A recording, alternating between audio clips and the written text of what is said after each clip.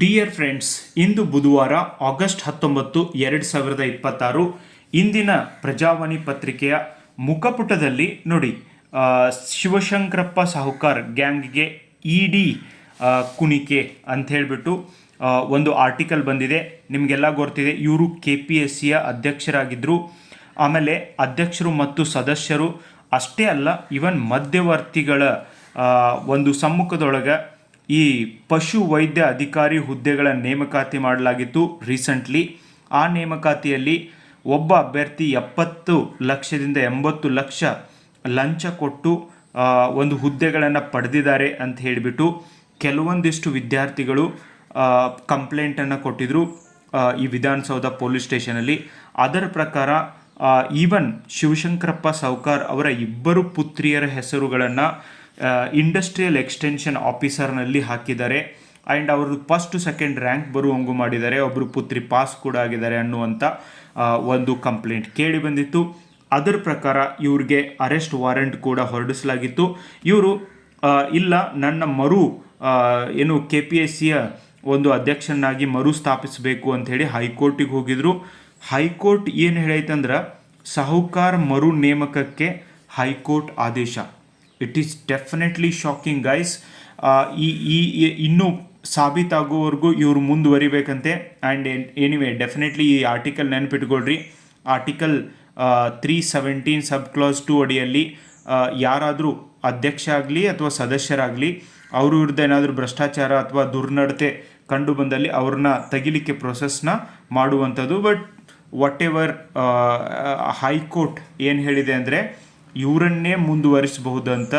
ಆಮೇಲೆ ಅರ್ಜಿದಾರರು ತಮ್ಮ ಪುತ್ರಿಯರ ವಿರುದ್ಧ ಆಯೋಗ ಕೈಗೊಳ್ಳುವ ಉದ್ದೇಶವಿರುವ ಕ್ರಮಕ್ಕೆ ಸಂಬಂಧಿಸಿದಂತೆ ಯಾವುದೇ ನಿರ್ಧಾರ ತೆಗೆದುಕೊಳ್ಳುವುದಾಗಲಿ ಅಥವಾ ಕ್ರಮ ಕೈಗೊಳ್ಳುವುದಾಗಲಿ ಅಥವಾ ಬೇರೆಯವರಿಂದ ಯಾವುದೇ ನಿರ್ದಿಷ್ಟ ರೀತಿಯಲ್ಲಿ ಕ್ರಮ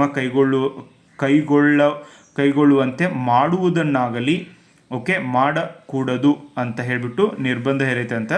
ಆಲ್ರೆಡಿ ಗೊತ್ತಾದ್ಮೇಲೂ ಕೂಡ I don't know guys, but ನನಗೇನೆಂದರೆ ಎಕ್ಸಾಮ್ಗೆ ಏನು ಬೇಕೋ ನಾನು ನಿಮಗೆ ಅದನ್ನು ಹೇಳ್ತೀನಿ. ಯಾರ್ಯಾರು ಟೀಚರ್ ಪೋಸ್ಟ್ಗೆ ಓದಾತ್ರಿ, ಯಾರ್ಯಾರು ಮುಂಬರುವಂಥ VAO ಓದಾತ್ರಿ, PSI ಓದಾತ್ರಿ, ESI ಓದಾತ್ರಿ, ನಿಮಗೆಲ್ಲ ಈ ಇನ್ಫಾರ್ಮೇಷನ್ ಇಂಪಾರ್ಟೆಂಟ್. ಯಾವ ಥರ ಪ್ರಶ್ನೆನ ಕೇಳ್ತಾರೆ ಅನ್ನೋದನ್ನು ನಾನು ನಿಮ್ಗೆ ಹೇಳ್ತೀನಿ. ED ಮೇಲೆ ಎನ್ಫೋರ್ಸ್ಮೆಂಟ್ ಡೈರೆಕ್ಟರೇಟ್ ಯಾವತ್ತೂ ನ್ಯೂಸ್ ಒಳಗಿರ್ತದೆ. ಜಾರಿ ನಿರ್ದೇಶನಾಲಯ ಅಂತ ಇದಕ್ಕೆ ಕರಿತೀವಿ, ಎನ್ಫೋರ್ಸ್ಮೆಂಟ್ ಡೈರೆಕ್ಟರೇಟ್. ಭಾರತ ಸರ್ಕಾರದ ಆರ್ಥಿಕ ತನಿಖೆ ಮತ್ತು ಹಣಕಾಸು ಗುಪ್ತಚರ ಸಂಸ್ಥೆ ಆಗೈತಿ. ಹಲವಾರು ಕ್ವಶನ್ ಕೇಳ್ಯಾರ. ಇವತ್ತಿನ ಹೇಳಿಕೆ ಆಧಾರದ ಮೇಲಿನ ಕ್ವಶನ್ಗೆ ನೀವು ಈ ಥರ ಓದಿದರೆ, ಅನಾಲಿಟಿಕ್ ಆಗಿ ಮಾಡಿ ಓದಿದರೆ, 360 ಆ್ಯಂಗಲಲ್ಲಿ ಓದಿದರೆ ಉಪಯೋಗ ಆಗುತ್ತೆ.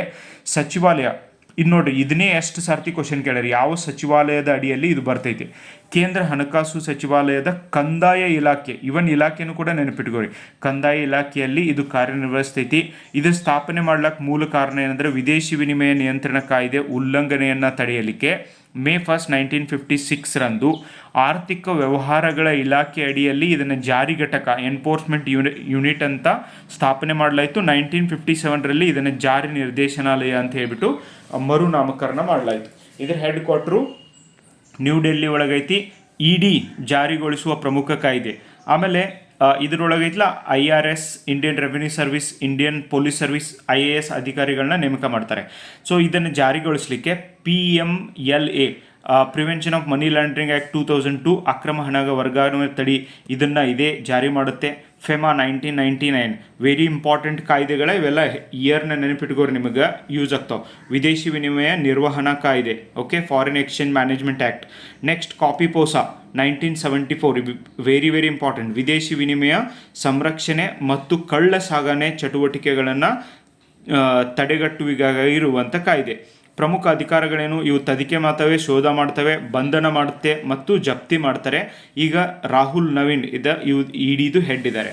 Let's see guys, because we the people of India, ನಾವೇ ಇದೆಲ್ಲ ಆಗಲಿಕ್ಕೆ ಕಾರಣ. ಬಿಕಾಸ್ ಈ ಥರ ಮಾಡ್ತಾರೆ ಅಂದಾಗಲೂ ಕೂಡ ಅಂಥವ್ರಿಗೆ ರೆಸ್ಪೆಕ್ಟ್ ಕೊಡ್ತೀವಿ. ಈ ಸಮಾಜದೊಳಗೆ ಅವರನ್ನು ಒಳ್ಳೆ ರೀತಿಯೊಳಗೆ ನೋಡ್ತೀವಿ. ದಟ್ ಈಸ್ ವಾಟ್ ಈ ಇನ್ಸಿಡೆಂಟ್ಗಳು ಕಂಟಿನ್ಯೂ ಆಗ್ತಿದೆ. ಇದ್ರ ಬಗ್ಗೆ ನಿಮ್ಮ ಒಪಿನಿಯನ್ ತಿಳಿಸಿ. Thank you.